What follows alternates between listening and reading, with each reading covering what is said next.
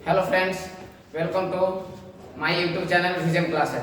Friends, आज के इस वीडियो में हम आपको बताने वाले हैं त्रिकोणमिति का उदाहरण और एक्सरसाइज। तो अभी हम चलिए उदाहरण 1 से स्टार्ट करते हैं। तो जैसा कि हम कल बताए थे, कुछ त्रिकोणमिति का जो सूत्र था पाइथागोरस पर में और साइन का फुल फॉर्म बताए थे वहां पर। तो आज चलिए हम स्टार्टिंग करते हैं कुछ फॉर्मूला से। तो देखिए यहाँ पर साइन थीटा बराबर क्या होता है, p बटा h होता है। साइन थीटा बराबर p बटा h और जस्ट इसी का उल्टा होता है कोसेक थीटा।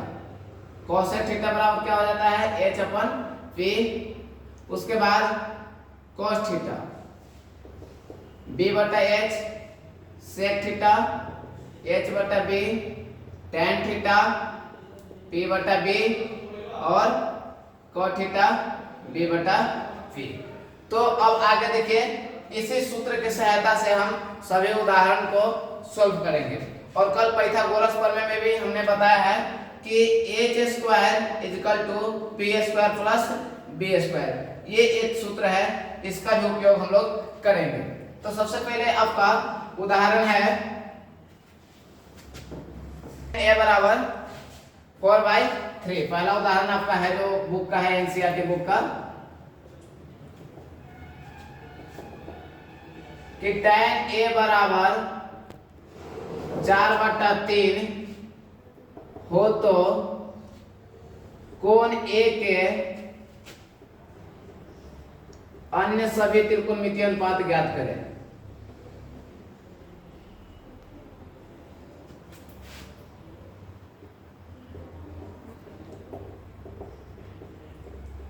देखिए यही प्रश्न है आपका। तो चलिए देखिए कैसे सोल्व करेंगे। यहाँ पर देखिए बोला है ए के लिए, हम कल भी बताए थे कि अगर दो कोण हो तो दोनों कोणों के लिए अलग अलग एच पी और बी होता है, ठीक है। तो देखिए सबसे पहले हम क्या करेंगे, त्रिभुज पालेंगे।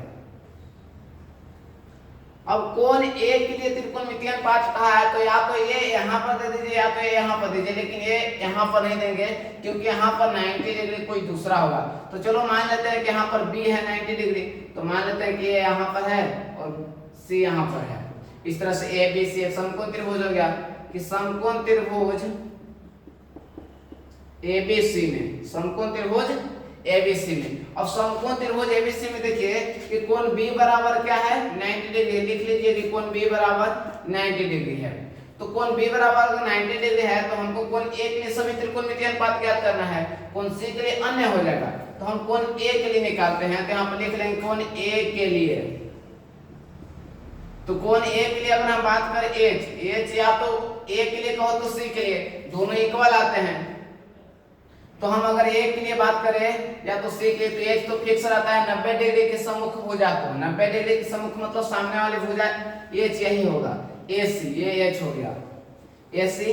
अब बात है कि पी क्या होगा।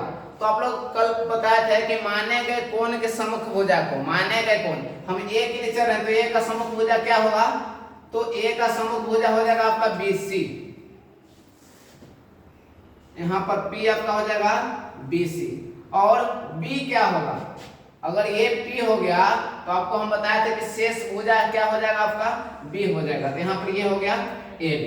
अब अगर हमको H मिल गया, P मिल गया, B मिल गया, अब सारा काम ही हो जाएगा।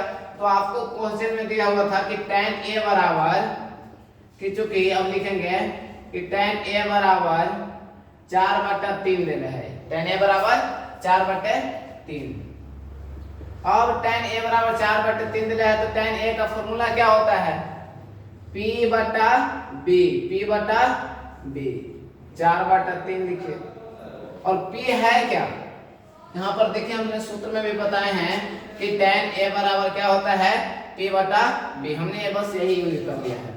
तो p का वैल्यू कितना है जी, bc है, ठीक है। और b का वैल्यू कितना है जी, ab है। तो यहाँ पर 4/3।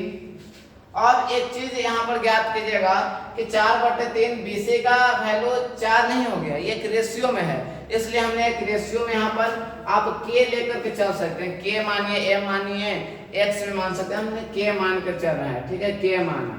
तो इस तरह से BC बराबर आपका हो गया 4 के और AB बराबर कितना हो गया जी 3 के हो गया।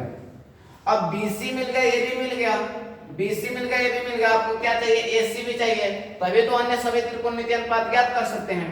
तो आपको यहाँ पर AC ज्ञात करना होगा, AC। तो AC आपका देखिए तो क्या है H है, तो AC का सूत्र यहाँ पर हो जाएगा AB square plus BC square. क्यों? क्योंकि AC क्या है कर्ण है, और कर्ण का सूत्र क्या होता है लंब का स्क्वायर प्लस आधार का स्क्वायर, अर्थात P का स्क्वायर प्लस B का स्क्वायर। तो P का वैल्यू कितना है, यहाँ पर आप ये सूत्र लिख सकते हैं कि चूंकि यहाँ पर H इक्वल टू क्या होता है P square plus B square, इस सूत्र का हमने यूज कर रहे हैं, ठीक है। अब देखिए AC, अब AB का वैल्यू कितना है जी 3k, तो 3k स्क्वायर, BC का वैल्यू कितना है 4k, तो 4k स्क्वायर। अब 3k का स्क्वायर करिएगा तो कितना हो जाएगा 9k स्क्वायर, और 4k का स्क्वायर करिएगा तो 16k स्क्वायर। अब 16 9 कितना हो जाता है 25, अब 25k स्क्वायर का वर्गमूल कितना आ गया 5k। अब आपको